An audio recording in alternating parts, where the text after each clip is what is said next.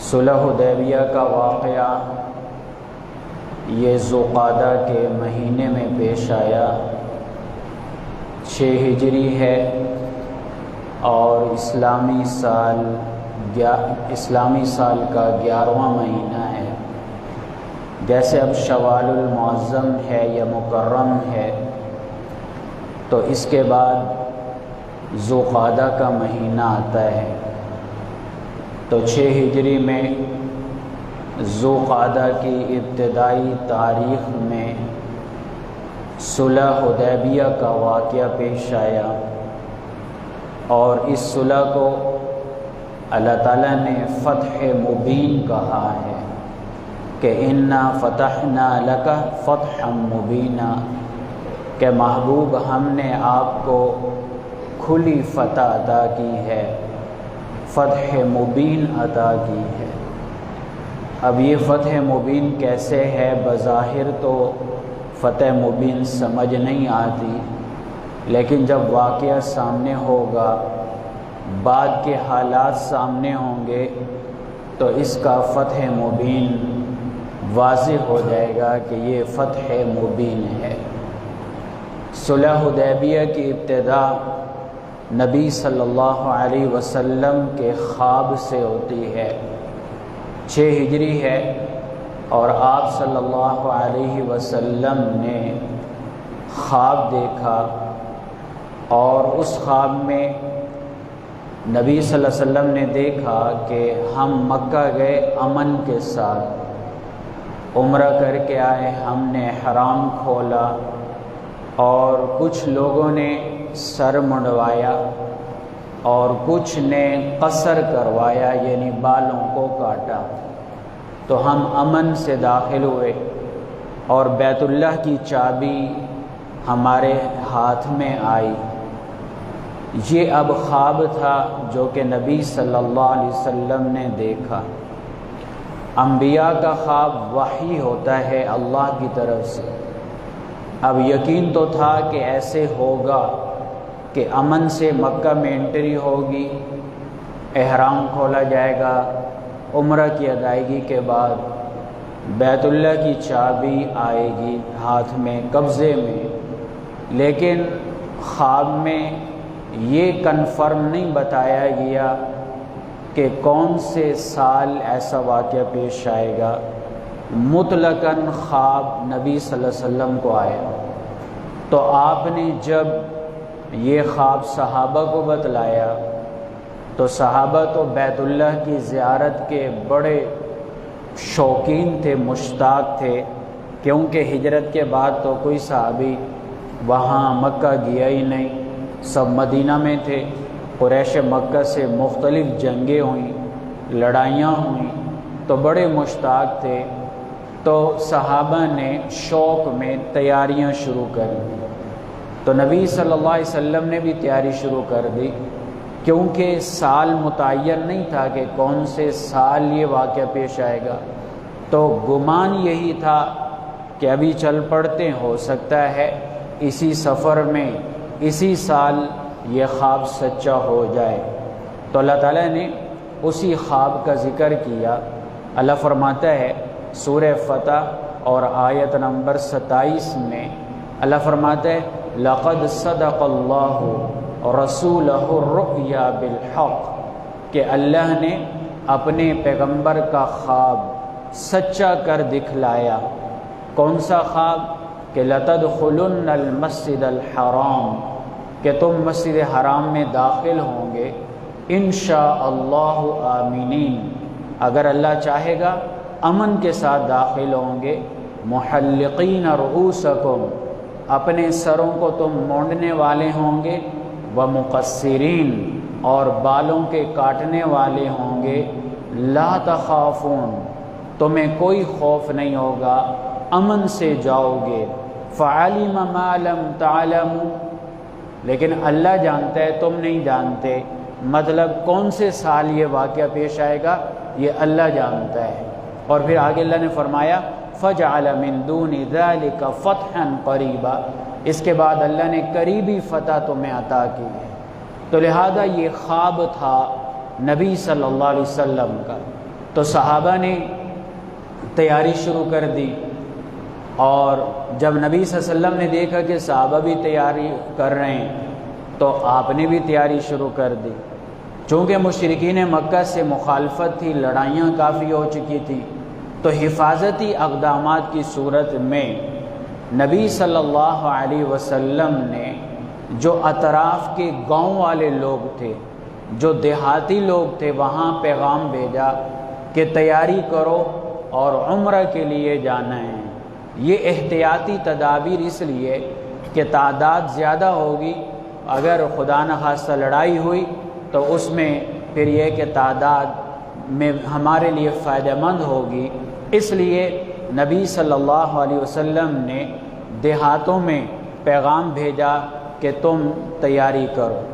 اب جب یہ اعلان ہوا دیہاتوں میں تو وہاں کے لوگ جو تھے وہ مطلب زیادہ مضبوط ایمان والے نہیں تھے، اکثریت سمجھو منافقین کی تھی، یا اگر ایمان والے تھے تو کمزور تھے، دلوں میں ڈر اور خوف تھا، اور کچھ تھے جو نبی صلی اللہ علیہ وسلم کے لیے یعنی آپ کے ساتھ عمرے کے لیے جانے پہ تیار ہو گئے۔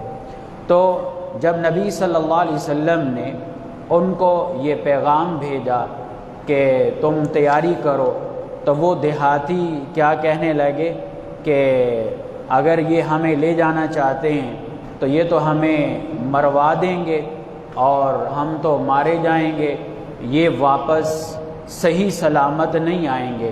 یعنی وہ دیہاتیوں کے دلوں میں ڈر اور خوف تھا کہ یہ مسلمان جا رہے ہیں اور قریش مکہ وہ پاور والے ہیں، ان کے پاس ہر قسم کا اسلحہ ہے، تو لہٰذا یہ لوگ جائیں گے اور واپس زندہ نہیں آئیں گے۔ اس وجہ سے اکثر لوگ وہ تیار نہیں ہوئے۔ تو اللہ تبارک و تعالی نے یہی بات ارشاد فرمائی۔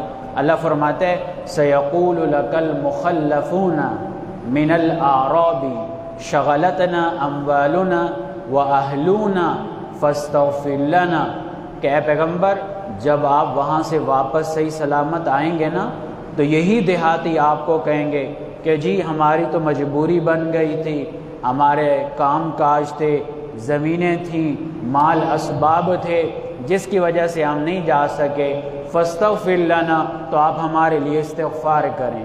یعنی اللہ بتلا رہا ہے کہ یہ دیہاتی تمہیں واپسی پر یوں کہیں گے، اور اللہ نے یہ بھی بتلا دیا یقولون بألسنتہم ما لیس فی قلوبہم، وہ زبانی باتیں کریں گے، ان کے دلوں میں یہ چیز نہیں ہے، وہ تو ڈر کی وجہ سے نہیں گئے یا منافقت کی وجہ سے نہیں گئے۔ اگر دلوں میں ایمان ہوتا تو جو کچھ لوگ تیار ہوئے تھے ان کے ساتھ یہ بھی تیار ہو جاتے۔ پھر اس کے بعد اللہ نے ایک ضابطہ بتلا دیا بزدل لوگوں کے لیے، انہیں بتلا دیا کہ قل، اے پیغمبر آپ کہہ دو، فَمَن يَمْلِكُ لَكُم مِّنَ اللَّهِ شَيْئًا، اللہ تمہارے جو ہے مالک نہیں ہے تمہارے لیے اللہ سے کسی چیز کا، کون یعنی مالک اللہ کے علاوہ، اللہ کے علاوہ تمہارا مالک کون ہے؟ ان اراد بکم ضرا او اراد بکم نفعا، اللہ چاہے نقصان پہنچ جائے، اللہ خیر کا ارادہ کرے تو تمہیں خیر پہنچ جائے، مطلب اللہ کی مرضی کے علاوہ کچھ نہیں ہو سکتا۔ اور پھر فرمایا بل کان اللہ بما تعملون خبیرا، اللہ باخبر ہے جو تم عمل کرتے ہو، تم بزدلی کی وجہ سے نہیں نکلے۔ اور پھر اللہ نے ان کی حقیقت کھول کے رکھ دی، یعنی نبی صلی اللہ علیہ وسلم نے خواب دیکھا، خواب کے لیے جب بیان کیا صحابہ تیار ہو گئے عمرے کے لیے، نبی صلی اللہ علیہ وسلم نے بھی تیاری شروع کر دی، دیہاتیوں کو بلایا تو انہوں نے پتہ ہے کیا باتیں کہیں، اللہ نے وہ باتیں ذکر کی، یعنی واپسی پہ تو وہ بہانے بنائیں گے لیکن حقیقت میں ان کے دلوں میں جو ڈر تھا اللہ نے نبی صلی اللہ علیہ وسلم کے سامنے کھول کر رکھ دیا۔ تو اللہ نے فرمایا بل ظننتم، یہ دیہاتیوں سے اللہ خطاب کر رہا ہے، اعراب سے، کہ تم نے تو یقین کر لیا تھا کہ لن ينقلب الرسول والمؤمنون الى اہلیہم ابدا، کہ پیغمبر اور ایمان والے کبھی گھروں کو واپس نہیں آئیں گے، قریش مکہ ان کو ختم کر دیں گے۔ وَزُيِّنَ ذَلِكَ فِي قُلُوبِكُمْ، تمہارے دلوں میں یہ بات بٹھائی گئی، ظاہر شیطان کی طرف سے بٹھائی گئی، وَظَنَنْتُمْ ظَنَّ السَّوْءِ، تم نے بڑا غلط گمان کیا، غلط یقین رکھا، وَكُنْتُمْ قَوْمًا بُورًا، تم ہلاکت والی قوم ہو، تم پہ ہلاکت آئے گی۔ تو دیہاتی تیار نہ ہوئے، کچھ اعراب دیہاتی تیار ہو گئے۔ اب جب یہ تیاری ہوئی، اب نبی صلی اللہ علیہ وسلم نے باقاعدہ سفر کا آغاز کیا۔ آپ صلی اللہ علیہ وسلم نے غسل فرمایا اور نئے کپڑے، نیا لباس پہنا اور اپنی اونٹنی سواری کے لیے منگوائی۔ اونٹی کا نام تھا قصوہ، اور ازواج مطہرات میں سے اس سفر میں نبی صلی اللہ علیہ وسلم کے ساتھ حضرت ام سلمہ رضی اللہ تعالی عنہا تھی۔ صحابہ تیار ہوئے، تقریباً صحابہ کی تعداد تھی 1500 تقریباً، یعنی 1400 اور کچھ اوپر فگر آتے ہیں، تقریباً 1500 صحابہ کرام کی جتنے بھی لوگ تھے ان کی یہ جماعت تھی۔ چونکہ مقصد لڑائی نہیں تھا، مقصد جہاد نہیں تھا، مقصد صرف عمرہ کرنا تھا، کوئی اسلحہ ساتھ لے کر نہیں گئے، لیکن تلواریں لے کر گئے، جو مسافر کے لیے ضروری ہوتا ہے۔ نبی صلی اللہ علیہ وسلم وہ اسلحہ لے کر گئے۔ ظاہر ہے کہ حالات آپس میں تناؤ بہت زیادہ تھا مسلمانوں کا اور مشرکین مکہ کا، تو نبی صلی اللہ علیہ وسلم نے جاسوسی کا انتظام فرمایا۔ تو آپ نے اپنے ایک جاسوس صحابی حضرت بشر بن سفیان رضی اللہ تعالیٰ عنہ، ان کو بھیجا کہ قریش مکہ کے حالات معلوم کر کے لائیں۔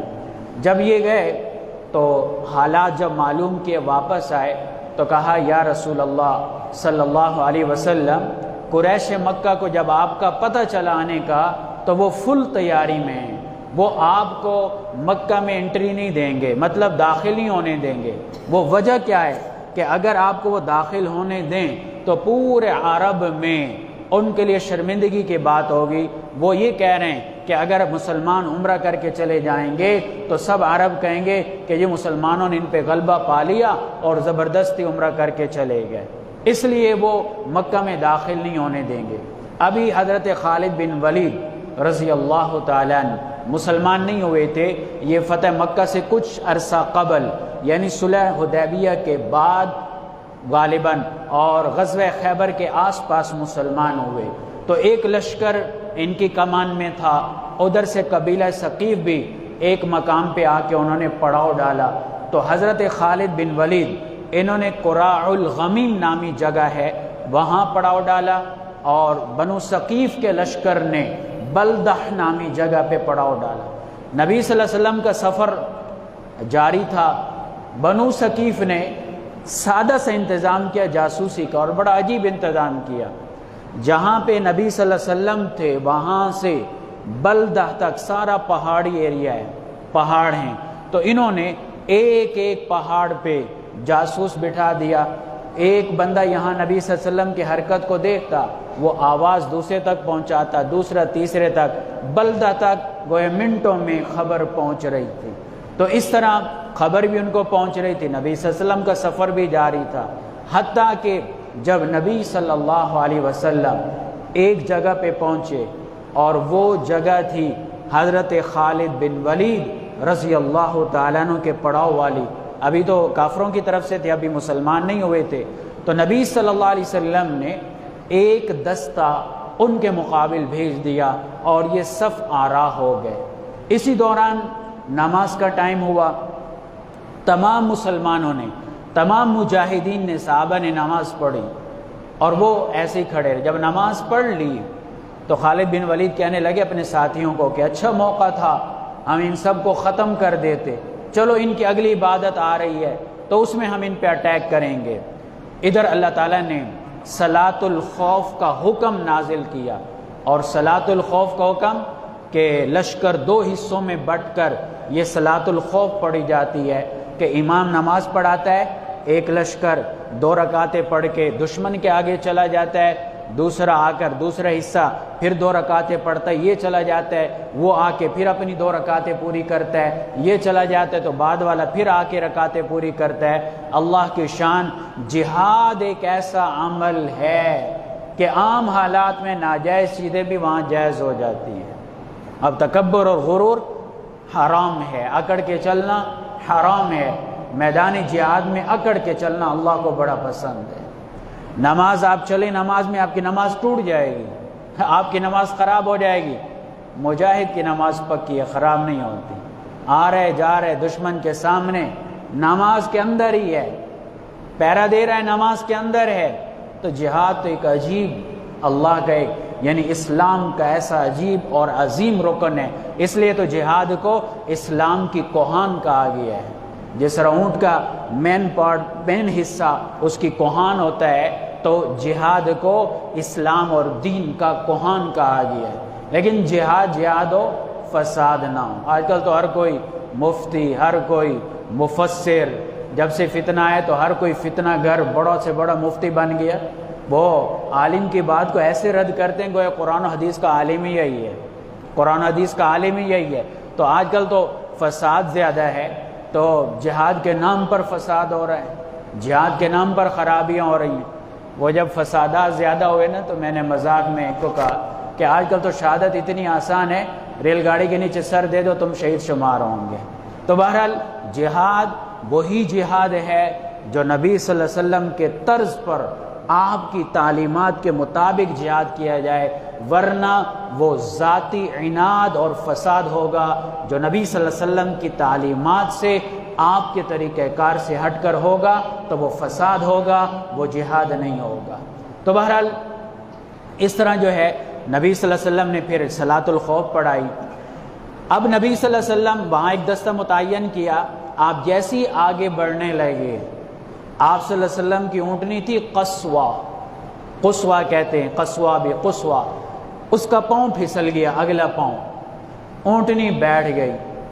جب اونٹنی بیٹھی تو صحابہ نے اٹھایا، وہ نہ اٹھی تو صحابہ کہنے لگے حل حلت القصوہ، حل حلت القصوہ، قصوہ ضد مار گئی، قصوہ اڑ گئی، نہیں اٹھ رہی۔ نبی صلی اللہ علیہ وسلم نے فرمایا ما حلت القصوہ، قصوہ اڑی نہیں ہے، اور نہ اس کا مزاج ہے اڑنا، نہ اس کا مزاج ہے ضد کرنا، یہ قصوہ کا مزاج نہیں ہے۔ حبس حابس الفیل، اس کو بٹھایا ہے اس نے جس نے ہاتھی والوں کے لشکر کو روکا تھا، مطلب اللہ کے حکم سے یہ بیٹھی ہے۔ تو نبی صلی اللہ علیہ وسلم نے پھر فرمایا اللہ کی قسم اٹھا کر کہ اگر مشرکین مکہ میرے اوپر کوئی بھی ایسی شرط رکھیں گے جس سے اللہ کے شعائر کی تعظیم نکلتی ہوگی، ان کا ادب نکلتا ہوگا، مطلب ادب والی شرائط رکھیں گے، تو میں مشرکین مکہ کی ہر شرط کو ماننے کے لیے تیار ہوں، جس میں اللہ کے شعائر کی تعظیم ہو، اللہ کے شعائر کا احترام اور ادب ہو، کیونکہ مکہ میں اللہ کے شعائر ہیں، مکہ میں مقام ابراہیم بھی ہے، مکہ میں بیت اللہ بھی ہے، مکہ میں حجر اسود بھی ہے، مکہ میں حرم بھی ہے، مکہ میں زمزم کا کنواں بھی ہے، یہ سب شعائر اللہ ہیں۔ وَمَن يُعَظِّمْ شَعَائِرَ اللَّهِ، اللہ کہتے ہیں کون اللہ کے شاعر کی تعظیم کرے گا۔ تو جب نبی صلی اللہ علیہ وسلم نے یہ بات ارشاد فرمائی تو اونٹنی فوراً کھڑی ہو گئی، کھڑی ہوئی، آپ نے فرمایا اب سائیڈ ہمیں چینج کرنی ہوگی، مکہ نہیں جائیں گے، سائیڈ تبدیل کریں گے، کیونکہ لڑائی ہے، مکہ میں جائیں گے لڑائی ہوگی، سائیڈ پہ۔ حدیبیہ مقام پہ نبی صلی اللہ علیہ وسلم نے پڑاؤ ڈالا۔ حدیبیہ کا کچھ عرصہ قبل اس کا نام تھا شمیسہ، محلہ شمیسہ۔ حدیبیہ ایسی جگہ ہے، کچھ حصہ حرم میں آتا ہے اور کچھ حصہ حرم سے باہر کا ہے، تو جو کچھ حصہ حرم میں آتے شاید اب مسجد حرام میں داخل کر دیا ہو یا نہیں، بہرحال تو بہرحال شمیسہ اس کا نام ہے آج کل۔ تو اس جگہ پہ نبی صلی اللہ علیہ وسلم نے پڑاؤ ڈالا۔ جتنے پانی کی جگہ تھیں تو قریش مکہ کافروں نے ان کو کنٹرول کر لیا تھا۔ نبی صلی اللہ علیہ وسلم نے جس جگہ پڑاؤ ڈالا وہاں ایک گڑھا تھا اور اس میں تھوڑا سا پانی تھا۔ اب ظاہر 1500 کے قریب لشکر ہے، 1500 کے قریب لشکر۔ اب انہوں نے جب پانی نکالا، تھوڑا سی پانی نکالا، پانی ختم۔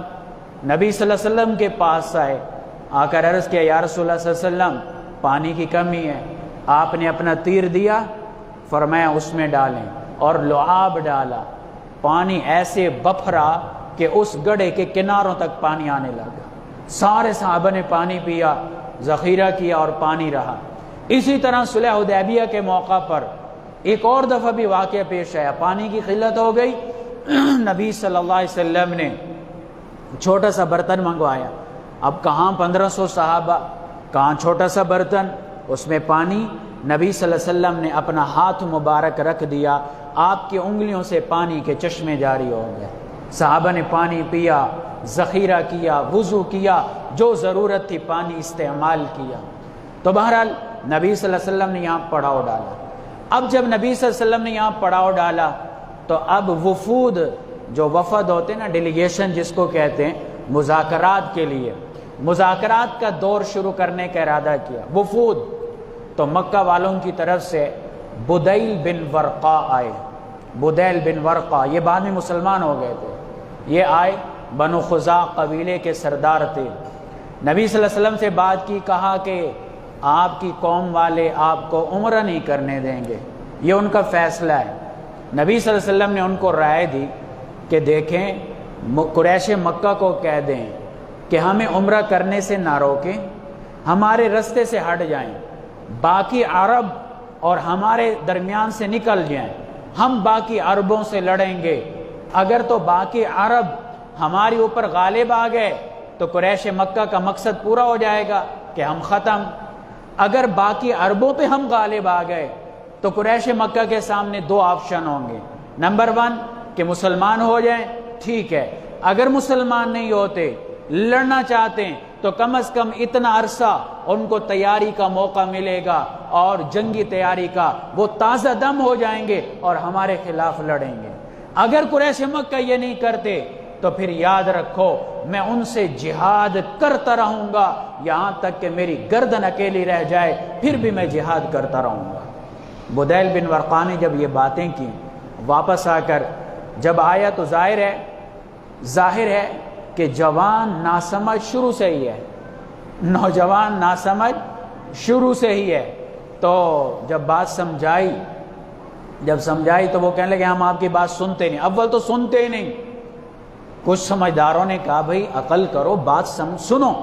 تو بدیل بن ورقا نے نبی صلی اللہ علیہ وسلم کی بات پہنچائی اور کہا کہ وہ صحیح کہہ رہے ہیں، وہ لڑنے نہیں آئے ہیں، وہ عمرہ کرنے کے لیے آئے ہیں۔ اور نبی صلی اللہ علیہ وسلم نے جب نکلے تھے یہ عہد بھی کیا تھا کہ اگر جنگ ہوئی تو پھر انشاءاللہ لڑیں گے، جہاد کریں گے، اول عمرے کا ارادہ ہے۔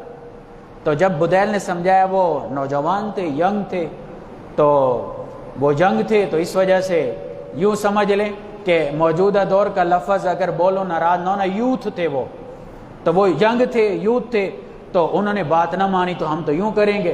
تو بدیل بن ورقا ناراض ہو کے چلا گیا، اپنے قبیلے کو لے کر چلا گیا۔ اس کے بعد عروہ بن مسعود یہ آیا، عروہ بن مسعود آیا نبی صلی اللہ علیہ وسلم سے بات کرنے، پہلے قریش مکہ کو سمجھایا، کہا کہ دیکھو تم مجھے اپنا باپ سمجھتے ہو، بڑا سمجھتے ہو؟ قریش مکہ نے کہا ہم سمجھتے ہیں۔ کہا پھر میں بات کرنے جا رہا ہوں۔ عروہ بن مسعود جب آئے نبی صلی اللہ علیہ وسلم کے پاس تو نبی صلی اللہ علیہ وسلم کے جو گارڈ تھے، گارڈ نبی صلی اللہ علیہ وسلم کے، وہ مغیرہ بن شعبہ رضی اللہ تعالیٰ عنہ تھے، جو عروہ بن مسعود کے بھتیجے تھے۔ تو عروہ بن مسعود آیا، آتے ہی اس نے کہا، نظر دوڑائی، پہلا تانا ٹھوک مارا۔ جب نظر دوڑائی کہنے لگا کہ اے محمد سب کو صلی اللہ علیہ وسلم، کہ یہ تو آپ کے ساتھ مختلف قوموں کے لوگ ہیں، ذرا بھی لڑائی ہوئی تو یہ تو چھوڑ کے چلے جائیں گے، آپ کو یہ تو چھوڑ کے چلے جائیں گے۔ جب یہ کہا تو پھر بات چیت اس نے شروع کی۔ اسی دوران اس نے ایک بات کہی تو حضرت ابوبکر رضی اللہ تعالیٰ عنہ نے گالی دی اس کو، کہا خبردار۔ تو اس کے بعد اس کی عادت تھی، توجہ چاہتا ہوں، عادت تھی جب بات کرتا نا تو نبی صلی اللہ علیہ وسلم کے داڑھی مبارک کو یوں ہاتھ لگاتا۔ تو مغیرہ بن شعبہ انہی کا بھتیجا، انہوں نے مغیرہ بن شعبہ نے سختی سے کہا کہ خبردار، اگر اب ہاتھ لگایا پیارے پیغمبر صلی اللہ علیہ وسلم کی داڑھی کو، ناپاک ہاتھ نہیں لگنا چاہیے۔ وہ جانتا نہیں تھا کیونکہ مغیرہ بن شعبہ مکمل زرہ میں تھے اور نقاب پوش تھے، چھپے ہوئے تھے۔ کہا یہ کون ہے؟ نبی صلی اللہ علیہ وسلم نے فرمایا یہ تیرا بھتیجا ہی تو ہے، مغیرہ بن شعبہ۔ اب جب وہ بات کرنے لگا اور ادھر اس نے صحابہ کے حالات کا جائزہ لیا کیا جائزہ لیا؟ قربان جاؤں صحابہ کی محبت پہ۔ یقین کرو صحابہ نے جیسے نبی سے محبت کی، دنیا نہ پہلے کوئی ایسے مثال تھی اور نہ قیامت تک ایسی کوئی مثال آئے گی۔ اس نے کیا منظر دیکھا کہ نبی صلی اللہ علیہ وسلم تھوک ڈالتے ہیں، صحابہ اپنے ہاتھوں پر لے کر جسموں پہ ملتے ہیں۔ نبی صلی اللہ علیہ وسلم وضو کرتے ہیں تو آپ کی باڈی کا لگا ہوا پانی صحابہ اپنے ہاتھوں پہ لے کے جسم پہ ملتے ہیں، اور اگر کسی کو پانی نہیں ملتا تو دوسرے صحابی کے گیلے ہاتھ پہ ہاتھ لگا کے برکت کے لیے اپنے جسم پہ مل رہے ہیں۔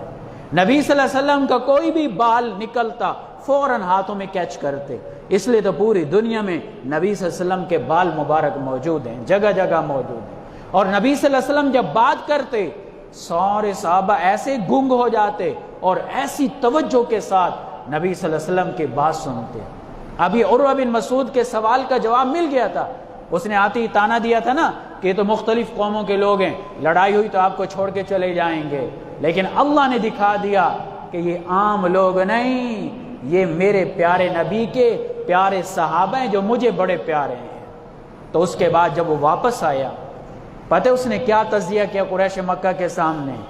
کہا کہ لوگو، قریش والو، میں نے روم اور کسرا کے بادشاہوں کے دربار دیکھے، لیکن میں نے کسی درباری کو اپنے بادشاہ سے محبت کرتے نہیں دیکھا جس طرح میں نے اصحاب محمد کو محمد صلی اللہ علیہ وسلم سے محبت کرتے دیکھا ہے، اور نہ پہلے کبھی ایسا تھا، اور یہ اس کے الفاظ ہیں عروہ بن مسعود کے، نہ کبھی بعد میں کوئی اس طرح کا ہوگا۔ اس کے بعد بھی قریش مکہ نے نہ مانی، وہ بھی چلے گئے۔ ادھر پھر ایک حبشیوں کا سردار تھا جلیس بن قیس، وہ گیا، وہ قربانی کے جانوروں کو بڑی قدر کی نگاہ سے دیکھتے تھے۔ نبی صلی اللہ علیہ وسلم کو جب پتہ چلا کہ جلیس کا ڈیلیگیشن آ رہا ہے مذاکرات کے لیے، آپ نے صحابہ کو کہا قربانی کے جانور رستے میں کھڑے کر دو۔ جب قربانی کے جانور انہوں نے دیکھے تو وہ وہیں سے واپس چلا گیا، اور قریش مکہ کو کہا کہ دیکھو وہ لڑنے نہیں آئے ہیں، وہ عمرہ کرنے کے لیے آئے ہیں، لہٰذا تم انہیں عمرہ کرنے دو۔ قریشیوں نے، قریش کے یوتھ نے، جوانوں نے اس کی بات نہ مانی تو وہ بھی ناراض ہو کے چلا گیا۔ اب ادھر کیا ہوا؟ قریشیوں نے ایک سازش کی۔ سازش کیا کی؟ ادھر نبی صلی اللہ علیہ وسلم نے قریش مکہ کو سمجھانے کے لیے پہلے تو حضرت عمر رضی اللہ عنہ کو تیار کیا کہ جائیں اور قریش کو سمجھائیں۔ تو عمر نے کہا یا رسول اللہ صلی اللہ علیہ وسلم کریں۔ جب حضرت عثمان غنی رضی اللہ تعالیٰ عنہ گئے مکہ میں تو ابان بن سعید نے ان کو امن دیا، انہوں نے ایک ایک قریشی کے پاس جا کے سمجھایا کہ ہم لڑنے نہیں آئے ہیں، ہم صرف عمرہ کرنے آئے ہیں۔ اس طرح کی باتیں ہو رہی تھی، پیچھے سے 8-10 مسلمان اور بھی اندر چلے گئے۔ نبی صلی اللہ علیہ وسلم نے حضرت عثمان کو یہ بھی کہا تھا رضی اللہ عنہ کہ جو مکہ میں ضعفاء مسلمان ہیں، مجبوری کی وجہ سے ہجرت نہیں کر سکے، ان کو تسلی دینا کہ اللہ تعالیٰ تمہارے لیے آسانی کا رستہ کھولے گا۔ تو عثمان رضی اللہ عنہ ادھر گئے ہوئے تھے، تو ادھر جو ہے مشرکین مکہ نے ایک سازش کی، 60 بندہ پہاڑی پہ تعینات کیا نبی صلی اللہ علیہ وسلم کے قریب قریب علاقوں میں کہ اچانک اٹیک کرنا اور معاذ اللہ نبی صلی اللہ علیہ وسلم کو شہید کرنا۔ تو نبی صلی اللہ علیہ وسلم کے جو گارڈوں کا دستہ تھا اور اس کے کمانڈر تھے، کمان تھی محمد بن مسلمہ رضی اللہ تعالیٰ، انہوں نے ان 60 بندوں کو، ان جاسوسوں کو پکڑ لیا، گرفتار کر کے نبی صلی اللہ علیہ وسلم کے پاس لیا۔ مشرکین مکہ کو پتہ چلا تو انہوں نے حضرت عثمان رضی اللہ تعالیٰ عنہ کو مکہ میں روک لیا، وہ 8 مسلمان تھے باقی، ان کو بھی روک لیا۔ ادھر مشرکین مکہ نے 10 سواروں کا دستہ بھیجا اور انہوں نے تیر اندازی کی، پتھر برسائے، صحابہ نے ان کو بھی گرفتار کر لیا اور ایک صحابی شہید بھی ہو گئے۔ اب جب ادھر خبر پھیلی کہ ادھر افواہ اڑی کہ حضرت عثمان غنی رضی اللہ تعالیٰ عنہ شہید کر دیے گئے، تو جب نبی صلی اللہ علیہ وسلم کے پاس یہ خبر پہنچی تو آپ نے پھر صحابہ سے موت پر بیعت لی، اور اس بیعت کا ذکر اللہ تعالیٰ نے یہاں اس آیت میں کیا ہے۔ سورہ فتح آیت نمبر 18 میں اللہ نے اس بیعت کا ذکر کیا۔ ایک کیکر کا درخت تھا، اس کے نیچے بیٹھے ہوئے تھے نبی صلی اللہ علیہ وسلم، تو آپ نے بیعت کا اعلان کیا۔ تو ایک صحابی تھے ابو سلمہ بن سنان، انہوں نے سب سے پہلے بیعت کی، کہا یا رسول اللہ میرے دل میں ایک بات ہے، میں اس پہ بیعت کرنا چاہتا ہوں۔ نبی صلی اللہ علیہ وسلم نے فرمایا کیا بات ہے؟ کہا میرے دل میں یہ بات ہے کہ جب تک ہو سکے میں آپ کا دفاع کرتا رہوں اور کافروں سے جہاد کرتا رہوں ورنہ شہید ہو جاؤں، یعنی موت کی بیعت۔ نبی صلی اللہ علیہ وسلم نے ہاتھ پہ ہاتھ رکھا اور اس سے بیعت لی۔ باقی صحابہ نے بیعت شروع کی، تقریباً 1500 کے قریب صحابہ کرام ہیں، اور موت پہ بیعت ہو رہی ہے کہ عثمان کا بدلہ لینا ہے۔ جب سب سے بیعت کر لی، توجہ چاہتا ہوں ذو النورین نبی صلی اللہ علیہ وسلم کا دوہرا داماد، آپ کی دو بیٹی ایک بعد دیگرے حضرت عثمان رضی اللہ عنہ کے نکاح میں آئیں، تو دوہرا داماد ذو النورین، وہ تو چونکہ مکہ میں تھے، نبی صلی اللہ علیہ وسلم نے اپنے دائیں ہاتھ کو اپنا ہاتھ قرار دیا اور بائیں ہاتھ کو عثمان کا ہاتھ قرار دیا اور کہا یہ عثمان کا ہاتھ ہے، یہ میرا ہاتھ ہے، میں عثمان کی طرف سے بیعت لے رہا ہوں۔ اس لیے حضرت عثمان فرمایا کرتے تھے کہ نبی صلی اللہ علیہ وسلم کا بائیں ہاتھ میرے دائیں ہاتھ سے بہت ہی اعلیٰ اور عرفہ ہے کہ آپ نے اپنے ہاتھ سے میری طرف سے بیعت کی۔ جب یہ موت پہ صحابہ سے بیعت لی، کافروں کو ڈر لگ گیا کہ اب تو بس خیر نہیں ہے۔ انہوں نے 3 بندے صلح کے لیے بھیجے، جن میں سہیل بن عمر بھی ہے اور مکرز بھی ہے اس میں، اور ایک اور بندہ بھی تھا۔ یہ 3 نمائندے ڈیلیگیشن آیا مذاکرات کے لیے، نبی صلی اللہ علیہ وسلم سے مذاکرات کرنے کے لیے۔ اب یہ جو بیعت ہے یہ اتنی اعلیٰ بیعت تھی، اتنی ٹاپ کی بیعت تھی، اللہ نے عجیب الفاظ میں اس بیعت کو بیان کیا۔ اللہ کیا فرماتا ہے؟ لقد رضی اللہ، اللہ راضی ہو چکا ہے کن سے؟ عن المؤمنین، ایمان والوں سے۔ کون سے ایمان والے؟ اذ یبایعونک تحت الشجرہ، جب وہ درخت کے نیچے آپ کے ہاتھ پہ بیعت کر رہے تھے۔ فعلم ما فی قلوبہم، اللہ جانتا ہے صحابہ کے دلوں میں کتنا ایمان ہے۔ فعلم ما فی قلوبہم فانزل السکینۃ علیہم، اللہ نے صحابہ کے دلوں پہ اطمینان اتار دیا۔ وَأَثَابَهُمْ فَتْحًا قَرِيبًا، اور اللہ ان کو قریبی فتح بھی عطا کرے گا۔ اور صرف فتح نہیں، وَمَغَانِمَ كَثِيرَةً يَأْخُذُونَهَا، اللہ بڑی بڑی مال غنیمتیں ان کو عطا کرے گا۔ اب دیکھیں اللہ نے اس بیعت کو اتنا مقام دیا کہ اللہ نے کہا رضی اللہ ان سارے صحابہ سے راضی ہو چکا ہے۔ اور اس سے بھی بڑا مقام اللہ نے دیا، اللہ تعالیٰ نے اس سے بھی بڑا مقام دیا۔ کیا دیا؟ سورہ فتح آیت نمبر 10، صحابہ کی شان سنیے۔ اللہ کہتا ہے ان الذین یبایعونک، توجہ چاہتا ہوں، وہ لوگ جنہوں نے آپ کے ہاتھ پہ بیعت کی، کیا؟ انما یبایعون اللہ، حقیقت میں انہوں نے اللہ سے بیعت کی ہے۔ ید اللہ فوق ایدیہم، اللہ کا ہاتھ صحابہ کے ہاتھ کے اوپر ٹچ کر رہا تھا۔ ید اللہ فوق ایدیہم، ایسی عظیم الشان بیعت، اس لیے بیعت رضوان اس کو کہا جاتا ہے۔ جب یہ بیعت ہوئی کافروں میں کھلبلی مچ گئی۔ اب وہ آئے مذاکرات کرنے کے لیے نبی صلی اللہ علیہ وسلم کے پاس، کہنے لگے جی آپ ہمارے بندوں کو چھوڑ دیں، عثمان شہید نہیں ہوئے ہیں، ہم نے ان کو روک کے رکھا ہے، ہم ان کو چھوڑ دیتے ہیں۔ نبی صلی اللہ علیہ وسلم چونکہ عمرہ کے لیے آئے تھے، لڑائی مقصد تھا نہیں، آپ نے بندوں کو چھوڑ دیا۔ ادھر حضرت عثمان رضی اللہ عنہ کو انہوں نے چھوڑ دیا۔ جب حضرت عثمان آ رہے تھے نا تو مشرکین مکہ نے کہا آپ کو موقع ہے، آپ بیت اللہ کا طواف کریں۔ قربان جاؤں صحابہ کی محبت پہ، حضرت عثمان رضی اللہ عنہ کہنے لگے کہ جب تک نبی صلی اللہ علیہ وسلم طواف نہیں کریں گے میں نہیں کروں گا۔ یہ ہے محبت صحابہ کی پیارے پیغمبر صلی اللہ علیہ وسلم سے۔ جب یہ صلح اب ہوتی، اب بات چیت شروع ہوئی، صلح طے ہو گئی۔ کیا صلح طے ہوئی؟ طے یہ ہوئی کہ آپ اس سال عمرہ نہیں کریں گے، آپ آئندہ سال آئیں گے، عمرہ کریں گے اور 3 دن رہیں گے، اسلحہ زیادہ نہیں لائیں گے، تلواریں ہوں گی، نیام میں ہوں گی، اور 3 دن رہ کر آپ نے واپس چلے جانا ہے۔ یہ پہلی شرط، آپ نے فرمایا قبول ہے۔ دوسری شرط کہا کہ جو ہماری طرف سے مسلمان ہو کر آپ کے پاس آئے گا آپ پابند ہوں گے اس کو واپس کرنے کے، اور جو آپ کی طرف سے ہمارے پاس آئے گا ہم واپس نہیں کریں گے۔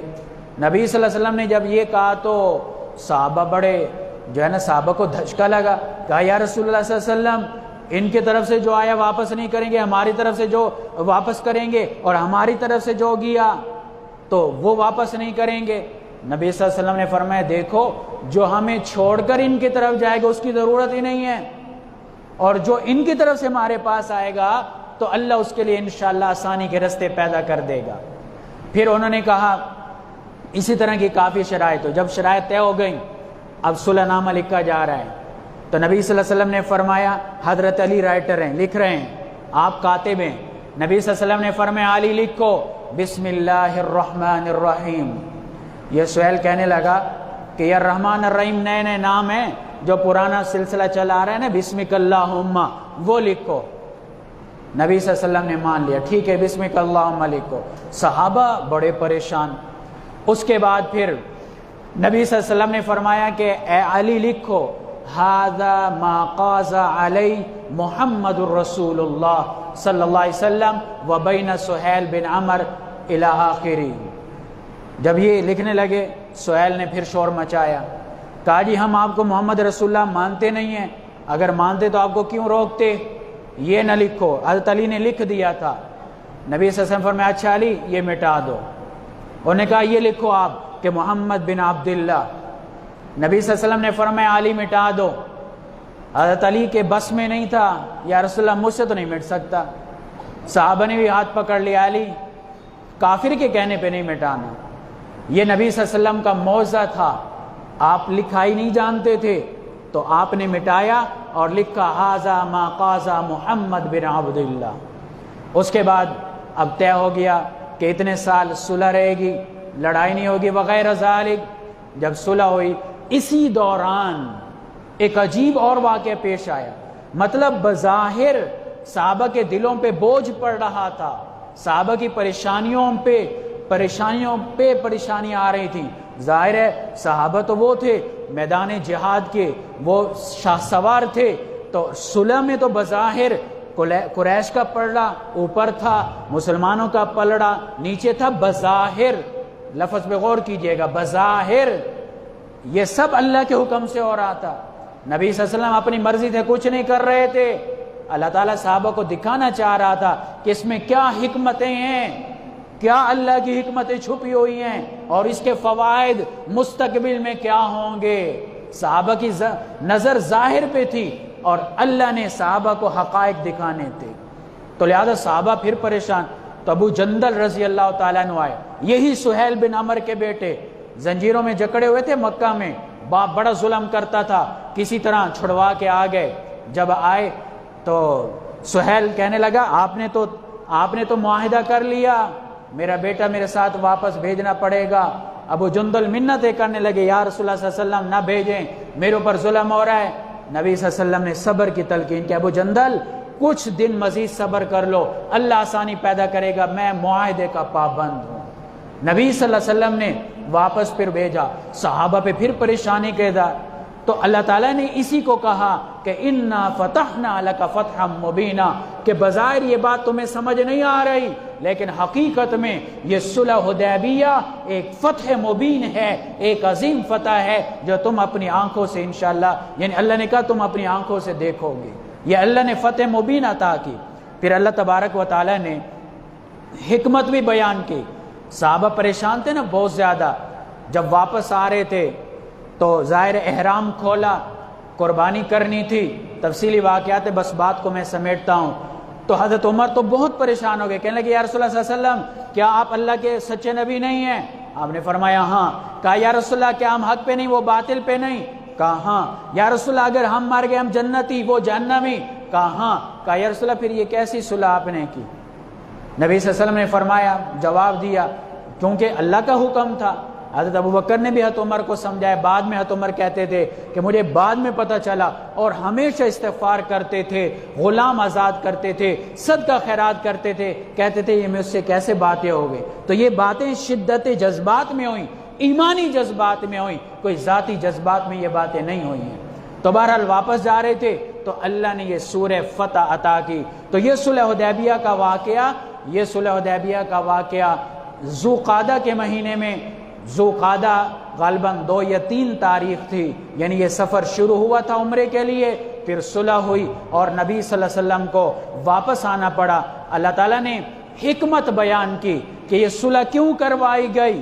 اللہ نے کہا ہم الذین کفروا، وہ لوگ جنہوں نے کفر اختیار کیا، وصدوکم عن المسجد الحرام، آیت کا ترجمہ سنیے گا، حکمت سمجھ آ جائے گی۔ وصدوکم عن المسجد الحرام، انہوں نے تمہیں مسجد حرام سے روکا، والہدی، قربانی کے جانوروں سے، معکوفاً، جو رکے ہوئے تھے، ان یبلغ محلہ، اپنی جگہ تک پہنچانے سے، ولولا رجال، یہ حکمت بتلائی، ولولا رجال مؤمنون ونساء مؤمنات، اگر مکہ میں کمزور ایمان والے نہ ہوتے، کمزور اور غریب لوگ نہ ہوتے، مومن مرد اور مومن عورتیں، لم تعلموہم، تمہیں ان کا پتہ نہیں تھا، اگر تمہیں لڑائی کی اجازت دی جاتی، ان تطعوہم، تو تم لڑائی میں ظاہر ہے وہ بھی تمہاری تلوار کے نیچے آ جاتے، فتصیبکم منہم معرہ، تو تم پہ الزام لگ جاتا، حالانکہ تمہیں تو پتہ نہ ہوتا کہ یہ مسلمان ہے، ظاہر لڑائی میں پھر پتہ نہیں چلتا۔ تو اگر وہ جو کمزور اور غریب اور معذور ایمان والے مکہ میں، اگر تمہیں جہاد کی لڑائی کی اجازت دی جاتی، صلح نہ کروائی جاتی، تو ظاہر لڑائی میں وہ مسلمان شہید ہوتے تو ساری زندگی کافر تمہیں تانا دیتے کہ دیکھو اپنے مسلمانوں کو مار ڈالا ہے۔ اللہ تعالیٰ نے صحابہ کو بدنامی سے بچانے کے لیے بظاہر کافروں کا پردہ بھاری نظر آ رہا تھا، لیکن اس کے حقائق، حکمتیں پھر بعد میں صحابہ نے اپنی آنکھوں سے دیکھا کہ کس طرح اللہ نے فتح عظیم عطا کی، کس طرح اللہ نے مال غنیمت سے صحابہ کو نوازا تھا۔ تو یہ صلح حدیبیہ کا واقعہ جس میں صحابہ کا ایمان، صحابہ کے نبی صلی اللہ علیہ وسلم کے ساتھ محبت، صحابہ کا عقیدہ، اور ساتھ ساتھ اللہ نے اعلان کر دیا کہ صحابہ ہمیشہ حق پر ہیں جو صلح حدیبیہ کے موقع پہ تھے، اور اسی طرح نبی صلی اللہ علیہ وسلم کے معاہدے کی پاسداری، آپ کی شفقت، آپ کا رحم اور عبادت کا شوق، یہ سب اس واقعے سے ظاہر ہوتا ہے۔ اللہ تعالی ہمیں سمجھ اور عمل کی توفیق عطا فرمائے۔ وما علینا الا البلاغ المبین۔ Like, share and subscribe YouTube channel Mufti Zubair والد۔